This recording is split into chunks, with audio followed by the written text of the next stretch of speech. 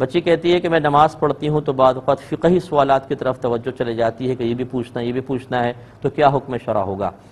دیکھیں، نماز میں دنیا کا خیال لانا یہ نماز کے ثواب میں کمی کرتا ہے، اور دنیا وہ چیز ہوتی ہے کہ جو اللہ کی یاد سے غافل کرتی ہے۔ تو باقی جو اللہ کی، جیسے اللہ تعالیٰ کے بارے میں آپ غور کر رہے ہیں، رسولوں کے بارے میں، جنت، دوزخ، جن، فرشتے، آخرت، اسی طرح فقہی سوالات، کعبۃ اللہ کا تصور، نبی کریم صلی اللہ علیہ وسلم کے گنبد خضرا کا تصور، موت کو یاد کرنا، قبر کو یاد کرنا، میدان حشر، ان کا تعلق دنیا سے نہیں ہے۔ یہ چیزیں غفلت کی طرف لے کے نہیں جاتی بلکہ اللہ سے قریب کرتی ہیں، تو ان کا جان بوجھ کر بھی اگر آپ نماز میں خیال لے آئیں تو اس سے کوئی فرق نہیں پڑے گا۔ حضرت عمر فاروق رضی اللہ تعالیٰ عنہ خود فرمایا کرتے تھے کہ جب میں نماز پڑھتا ہوں یا پڑھاتا ہوں تو اپنے مجاہدین کی صفوف کو سیدھا کرتا رہتا ہوں، اپنے گھوڑوں کے صفوف کو سیدھا کرتا ہوں، یعنی آپ کی توجہ اس طرف ہوتی تھی بسا اوقات کہ اب یہ بھی کرنا ہے، یہ معاملہ کرنا ہے خلافت سے متعلق اور مسلمانوں کے طریقے سے متعلق، اب اس کو کون دنیا کہے گا؟ اس لیے ان میں اگر آپ فقہی سوالات کی طرف توجہ جاتی ہے بہت اچھی بات ہے، کم از کم زنا کی طرف تو نہیں جا رہی، گالیوں کی طرف تو نہیں جا رہی، فضولیات کی طرف تو نہیں جا رہی، کرکٹ کا تصور تو نہیں آ رہے، سوشل میڈیا پر الٹی سیدھی باتوں کا تصور تو نہیں آ رہا، یہ ہے سب دنیا، یہ بالکل صحیح ہے۔ ایک بہن کہتی ہیں کہ اگر کوئی خاتون جس کے رمضان کے روزے چھوٹے ہیں تو کیا اسے ایسی ترتیب سے رکھنا ہوگا، پہلے جمعہ، پھر ہفتہ اتوار، پھر اس کی خاص نیت کرنی ہوگی؟ دیکھیں، نیت کرنا کوئی حاجت نہیں ہے، مطلقاً یہ بس نیت ذہن میں ہونی چاہیے یا آپ کے قلب میں ارادہ ہونا چاہیے کہ جو رمضان کا روزہ چھوٹا میں اس کو ادا کر رہا ہوں۔ کس دن کا تھا، دن کی تعین کوئی ضروری نہیں ہے۔ اسی طرح یہ کہہ رہی ہیں قضاء عمری کے اندر بھی جیسے نمازوں کا حساب کرتے ہیں اسی طرح کیا روزوں کا بھی کرنا ہوگا؟ اتنا تو کرنا ہوگا کہ اس رمضان کا یا اس سے پہلے والے رمضان کا یہ تو ہونا چاہیے، لیکن یہ کہ وہ کون سے دن کا تھا اس کی ضرورت نہیں ہے، مطلقاً قضاء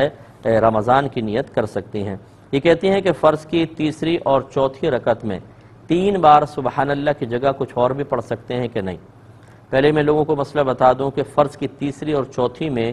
الحمد کا پڑھنا فقط مستحب ہے، کوئی فرض واجب نہیں، اس میں قرات واجب نہیں ہوتی، لہذا کوئی الحمد نہ پڑھے اور 3 بار سبحان اللہ سبحان اللہ سبحان اللہ کہہ کے رکوع کر دے تو اس کے لیے کافی کفایت کرے گا۔ اب بچی کویسچن کر رہی ہے کہ سبحان اللہ ہی ضروری ہے، تو ضروری نہیں ہے، آپ الحمدللہ الحمدللہ الحمدللہ کہہ لیں، اللہ اکبر اللہ اکبر بھی کہہ لیں، یہ بھی صحیح ہے۔ ایک یہ کہتے ہیں کہ یہ سنا ہے کہ فجر کے بعد انسان کو سونا نہیں چاہیے، اس سے روزی میں برکت کم ہو جاتی ہے، تو اگر کوئی تھوڑا بہت ذکر الہی کر کے قرآن پڑھ کے پھر سو جائے تو کیا حکم شرع ہوگا؟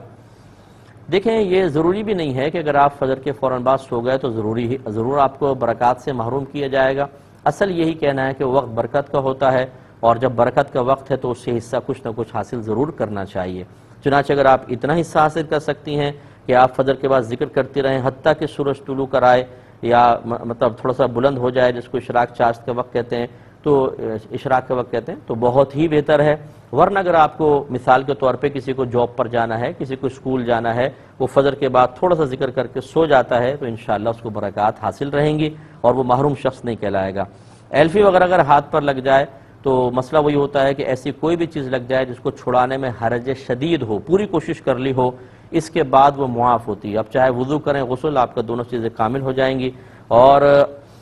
ایک انہوں نے کہا کہ ابھی کوئی چیز بیچ دی ہے لیکن اس کی رقم وصول نہیں ہوئی ہے تو اس پر زکوٰۃ کا کیا حکم ہوگا؟ دیکھیں، ہمارے نزدیک اس کا بھی حساب کیا جائے گا، اگرچہ اس کی ادائیگی ابھی آپ لازم نہیں ہوگی، لیکن حساب کر کے رکھیں، جب وہ رقم آپ کو مل جائے گی تو اس کی زکوٰۃ آپ کو ادا کرنی ہوگی۔